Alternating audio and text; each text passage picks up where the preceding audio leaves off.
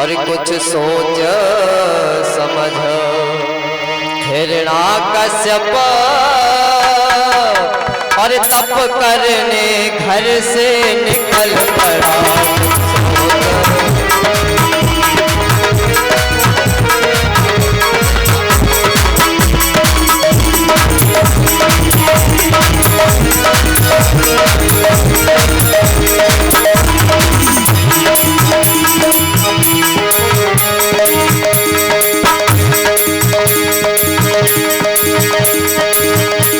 भाई का मरना सुनते ही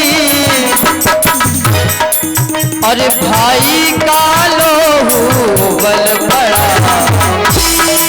और कुछ सोच समझ हिरण्याकश्यप, कुछ सोच समझ हिरण्याकश्यप तप करने घर से निकल पड़ा।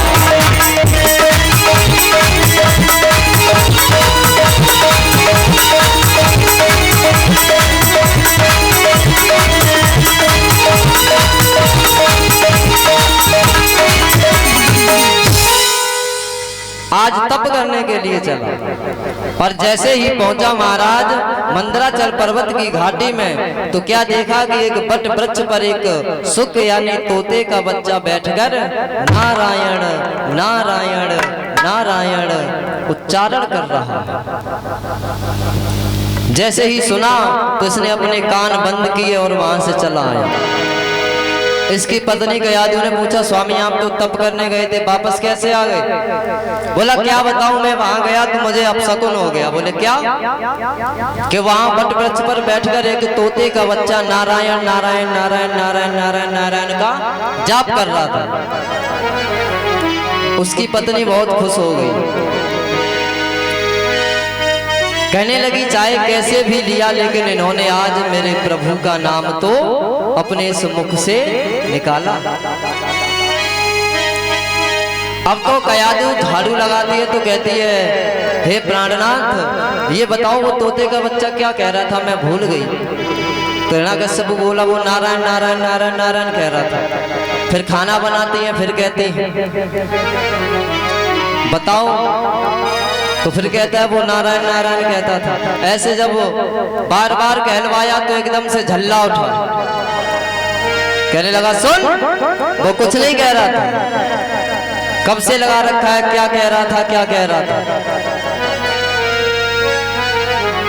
लेकिन महाराज गयादू ने अपना काम पूरा कर दिया। धीरे धीरे उसके मुख से 108 बार नारायण नाम का उच्चारण करवा दिया, यानी एक माला पूरी जपवा दी। अब प्रातः काल हुआ, महाराज तो ये पुनः तप करने के लिए गया।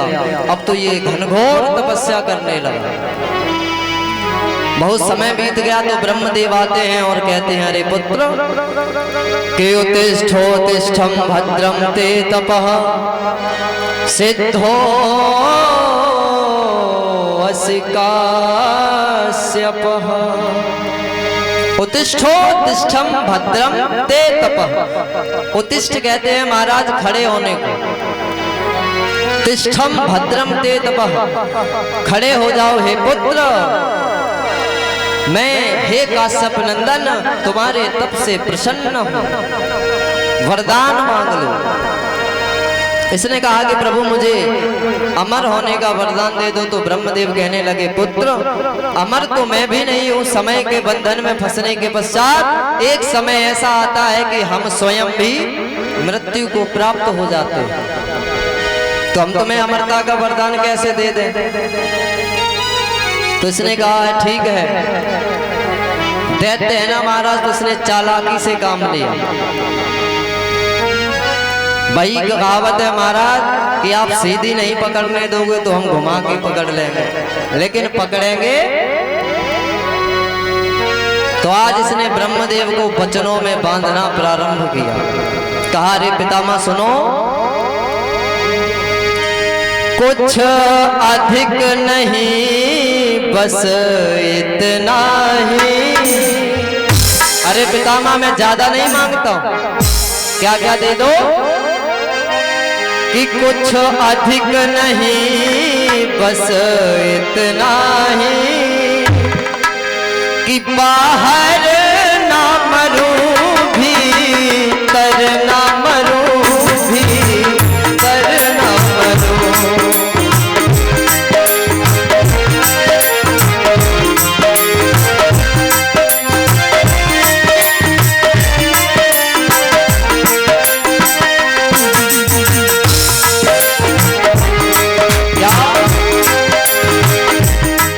कुछ अधिक नहीं बस इतना ही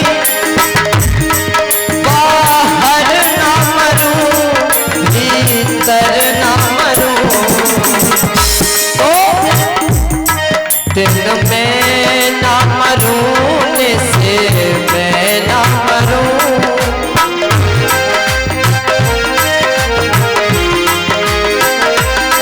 ना ही तो मेरी मृत्यु दिन में हो ना रात में हो, ना ही मेरी मृत्यु घर के बाहर हो ना घर के भीतर हो। और क्या नहीं होना चाहिए? ऊपर ना मरूं नीचे ना मरूं।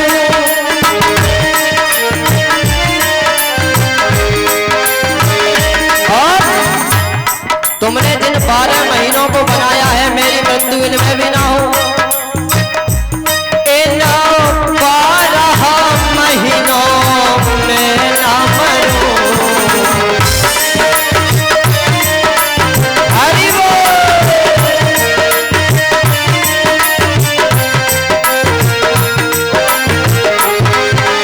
और हे प्रभु नर से ना मरूं पशु से ना मरूं। नर से ना मरूं पशु से ना मरूं। क्या पे कोई हथियार नहीं हथियार।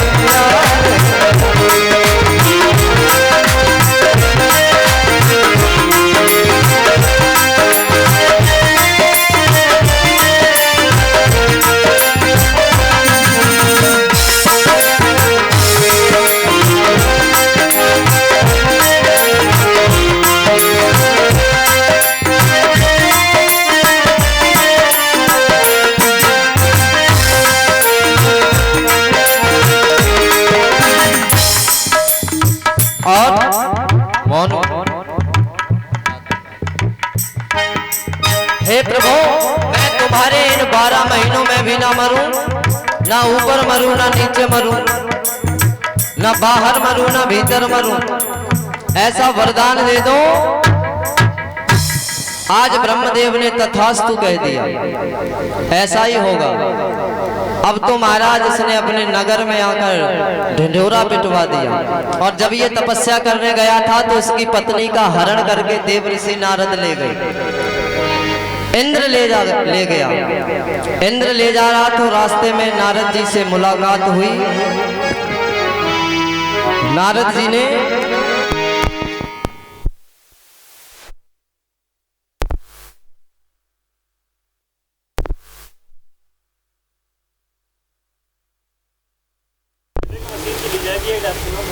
राधा प्रेम से बोले गोविंद भगवान की, बोली वहां के बिहारी लाल की। और आज हमारे मध्य हमारे ज्येष्ठ भ्राता श्री जो कि ग्राम उसनीदा औछा के पास के रहने वाले हैं, इस गांव में ससुराल है, यहीं रहते हैं, नरेंद्र झा हमारे रिश्ते में ज्येष्ठ भ्राता है। ये हमसे बड़े यानी हमारे बाबा के भांजे के सुपुत्र हैं। बहुत सरल स्वभाव। आज भ्राता श्री से मुलाकात हुई है तो एक बार सभी लोग जोरदार तालियों से अभिवादन करेंगे।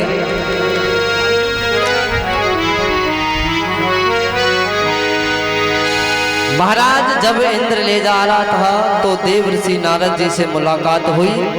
देव ऋषि नारद जी ने इंद्र को समझाया, कहा अरे दुष्ट, तू कैसे कह सकता है कि जिस बच्चे ने अभी आंखें तक नहीं खोली, इस पृथ्वी पर आया भी नहीं, और तू कहता है कि वो भी राक्षस निकलेगा। क्या पता भगवान इसी के उदर से एक भक्त की उत्पत्ति कर दी।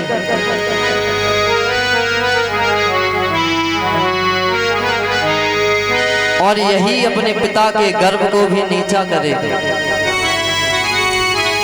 तो आश्रम पर ले जाते हैं, वहां पर भक्त प्रहलाद का जन्म होता है। ऋषियों की संगति हुई महाराज, तो बहुत अच्छे भक्त बन गए, भगवान की भक्ति करने लगे।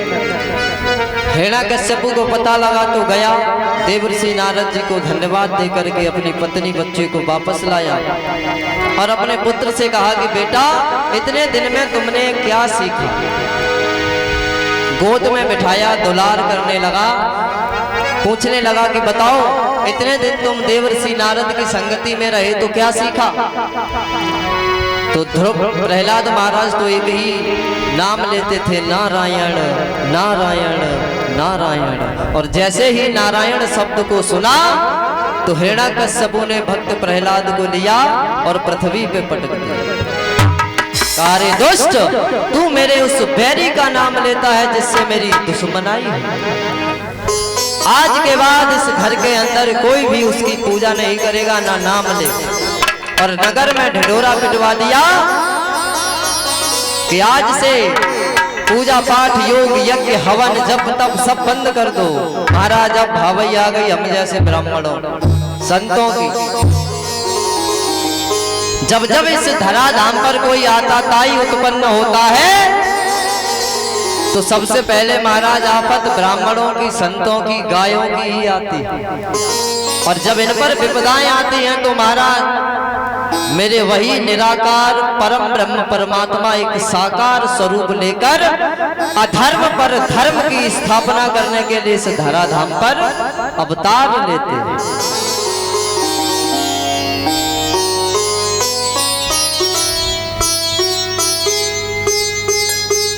ढिंढोरा पिटवा दिया कि लइयो मम बैरी को नाम को भूलना है। अरे माला तोड़ फेंको छापा तिलक लगइयो ना। अनाउंस करवा दिया कि जइयो ना दिवाले न तो परिवाले उतार ले हो। नहीं कोई मंदिर जाएगा, दिवाला कहते हैं मंदिर। जइयो ना दिवाले न तो परिवाले उतार ले हो। लइयो ना दया देवी देवता मनइयो ना। देखा होगा जब हमारे कुल देव या कुल देवी बिच जाती हैं तो उन्हें मनाया जाता है पूजा पाठ से। तो कहता है किसी को मनाने की आवश्यकता नहीं है, मेरी पूजा करो, आज से तुम्हारा भगवान मैं हूं। और अभी भी महाराज पता नहीं कितने लोग ऐसे हुए जिन्होंने ये घोषित किया कि हम ब्रह्म का अवतार हैं, नाम लेने की आवश्यकता नहीं। आज महाराज अंदर पड़े हुए, बड़े मजे से कट रही है अंदर।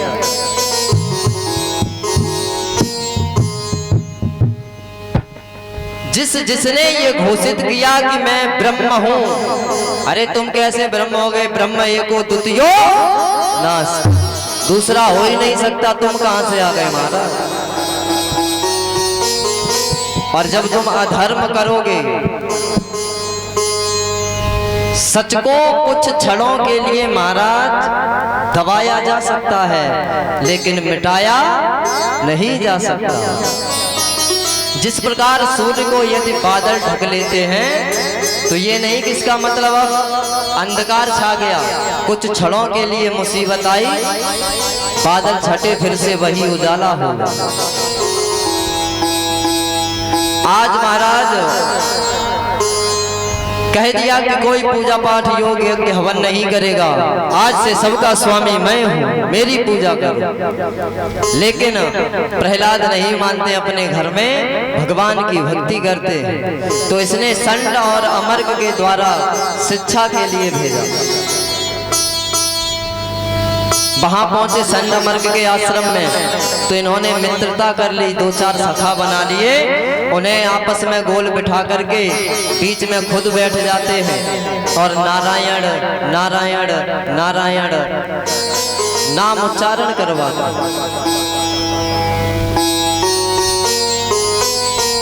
अब तो महाराज संडमर्क भी दुखी हो गए और ले जाकर के हिरण्याकश्यपु से कहा कि लो महाराज संभालिए अपनी समानत को, ये स्वयं तो बिगड़ा ही है और हमारे गुरुकुल के बच्चों को भी बिगाड़ रहा है, सबको नारायण नारायण नाम उच्चारण करवाता।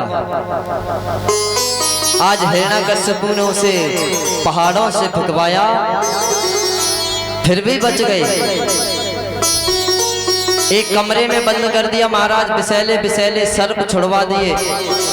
जैसे ही भक्त प्रहलाद ने देखा, हाथ जोड़े और कहा, अरे प्रभु आज इस रूप में दर्शन देने आ गए, तो मेरे गोविंद को उस सर्प के स्वरूप में ही अपना दीदार देना पड़ा, दर्शन कराना पड़ा। श्रद्धा विश्वास रूपिणों, यदि हम सत्य बोलते हैं तब भी हमें विश्वास करना पड़ेगा, कराना पड़ेगा, और हम किसी को असत्य बात सत्य मान करके समझा रहे हैं तब भी विश्वास ही दिलाना पड़ेगा। बिना विश्वास के इस जीवन में कुछ है ही नहीं।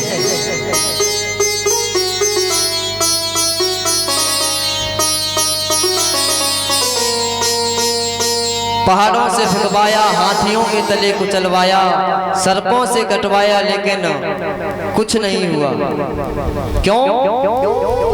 जिसका रक्षक मेरा कृष्ण हो, मेरे राम हो, मेरे श्याम हो, उसका कोई बाल भी बांका नहीं कर सकता। बाल न बांका कर सके चाहे जग बैरी हो। सारा जग एक तरफ हो जाए लेकिन उस गोविंद का हाथ बना रहे मेरे प्यारे, तो ये जग वाले तेरा कुछ नहीं बिगाड़ सकते। लेकिन उसका हाथ, उसकी कृपा अवश्य होनी चाहिए, और उसकी कृपा तब ही होती है मेरे प्यारे जब हम उस कृपा के लायक हों। हमारे अंदर महाराज इंसानियत नाम की कोई चीज नहीं है और हम अपने आप को इंसान कहते हैं। क्या हक है तुम्हें इंसान कहलाने का? पराये के दर्द को नहीं समझते हो तो तुम इंसान कहलाने के अधिकारी नहीं हो।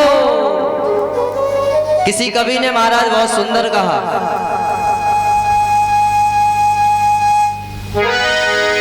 कि किसी के काम जो आए, यानी जो किसी के काम आ जाए वही इंसान है। कि किसी के काम जो आए उसे और इंसान कहते हैं। किसी के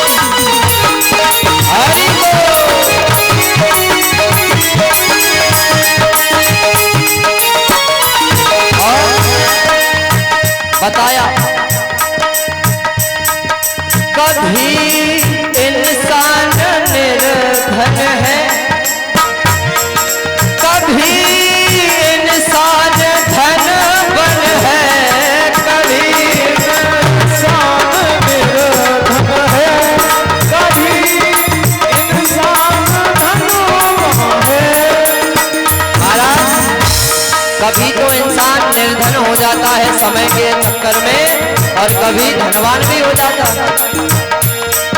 कभी इंसान निर्धन है, कभी इंसान धनवान है, कभी इंसान निर्धन है, कभी इंसान धनवान है, कभी इंसान धनवान है।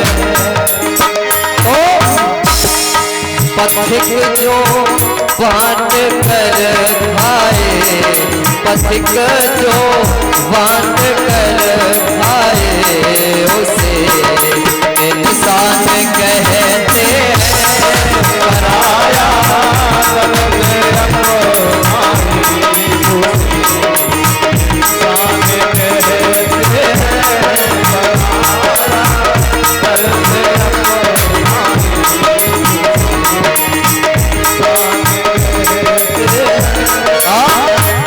बताया यूं भरने को तो दुनिया में पशु भी पेट भरता है, यूं भरने को तो दुनिया में पशु भी पेट भरता है। महाराज इस संसार में आए हो तो भगवान का भजन करो, भक्ति करो, केवल इसी में लगे रहे। आए पले बड़े, खाना खाया विष्ठा की, सो गए उठ गए फिर काम पे लग गए। तो ये काम तो एक जानवर भी करता। पेट हम भरते हैं तो वो भी भरता है, विष्ठा हम करते हैं तो वो भी करता है,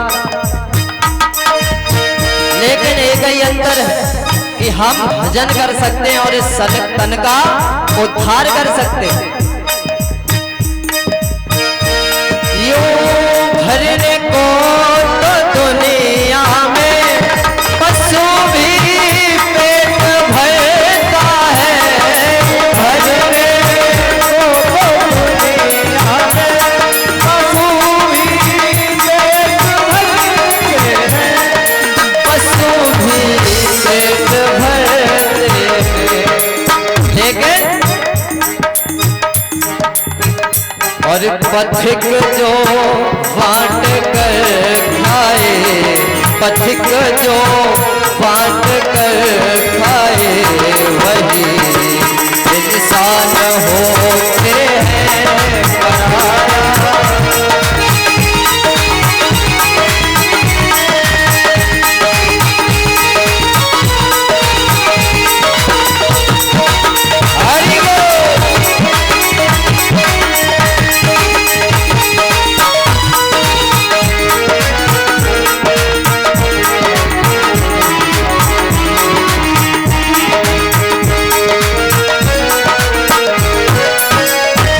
प्रेम से बोले गोविंद भगवान की। इंसान कहलाने के महाराज हम अधिकारी तभी हैं जब हमारे हृदय के अंदर दया हो, करुणा हो, परमार्थ का भाव हो, न कि स्वार्थ का भाव। भगवान कन्हैया ने कहा कि यदि जीवन में कभी महाराज मौका मिले, अवसर मिले, तो सब हमेशा सारथी बनने की कोशिश करना, ना कि स्वार्थी बनने की। स्वार्थी तो सारा जमाना है ही। यदि हम भी जमाने की तरह ही होंगे तो फिर जमाने में और हम में महाराज फर्क क्या होगा? कुछ तो थिएटर हटके होना चाहिए महाराज। इसलिए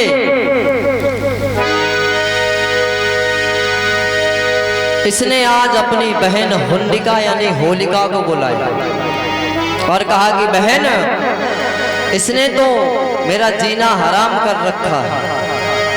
जब भी इससे पूछता हूं तो ये एक ही बात कहता है, क्या कि श्रवणम कीर्तनम विष्णु स्मरणम पाद सेवनम अर्चनम वंदनम दासम सख्यमेत्यवान वेदनम श्रवणम यानी भगवान का नाम सुनना चाहिए, कीर्तनम यानी भगवान के नाम का कीर्तन करना चाहिए, विष्णु स्मरणम यानी भगवान विष्णु नारायण की भक्ति करनी चाहिए। यही बताता है। आज अपनी बहन के लिए पत्र लिखा, कहा कि आ जाओ, इस प्रकार से बात है।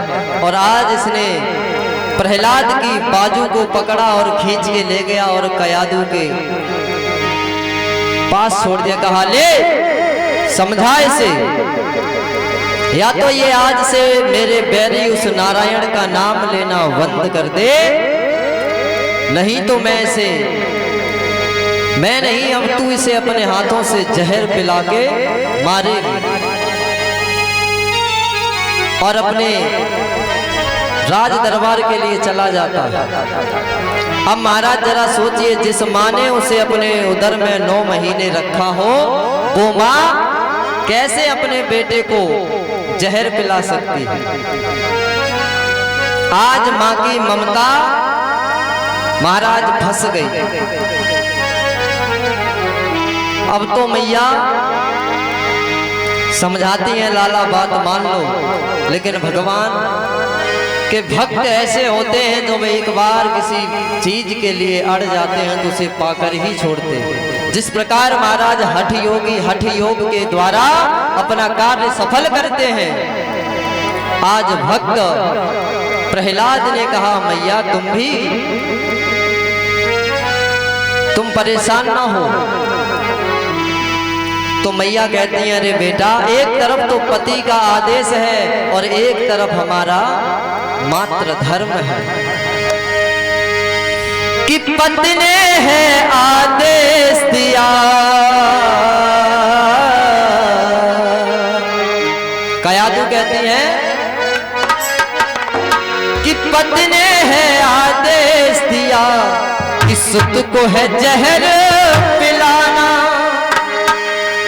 अरे मात्र धर्म से बड़ा धर्म पत्नी का उसे निभाना हो, निभाना हो, निभाना।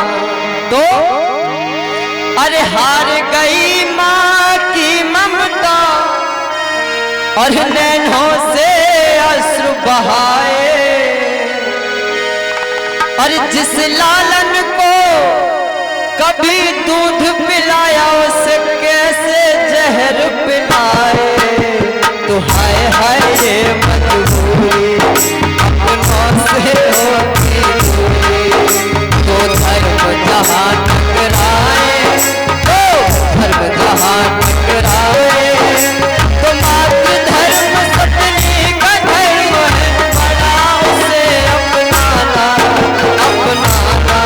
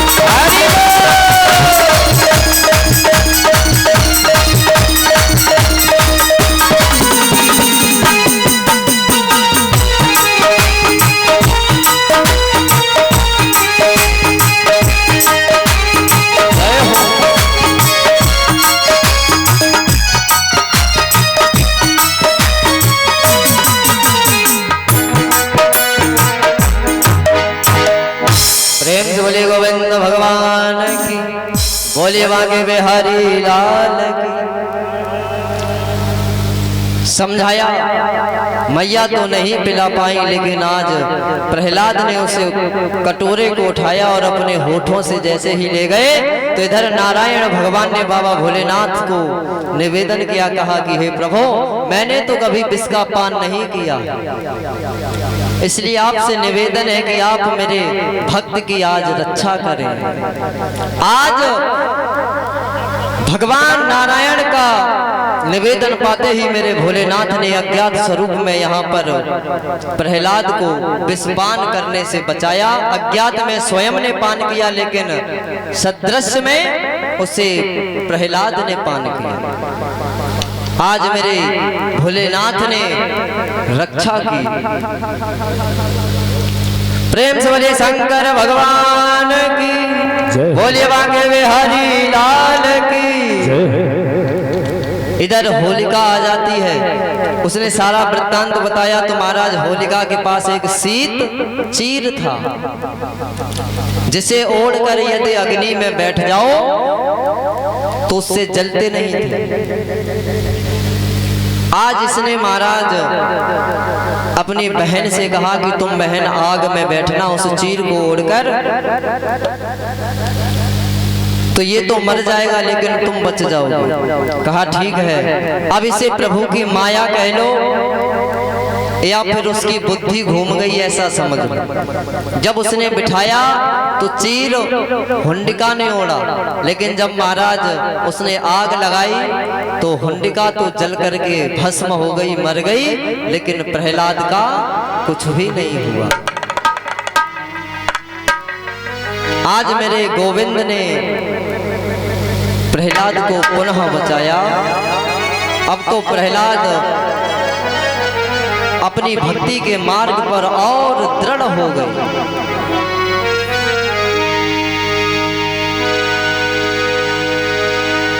महाराज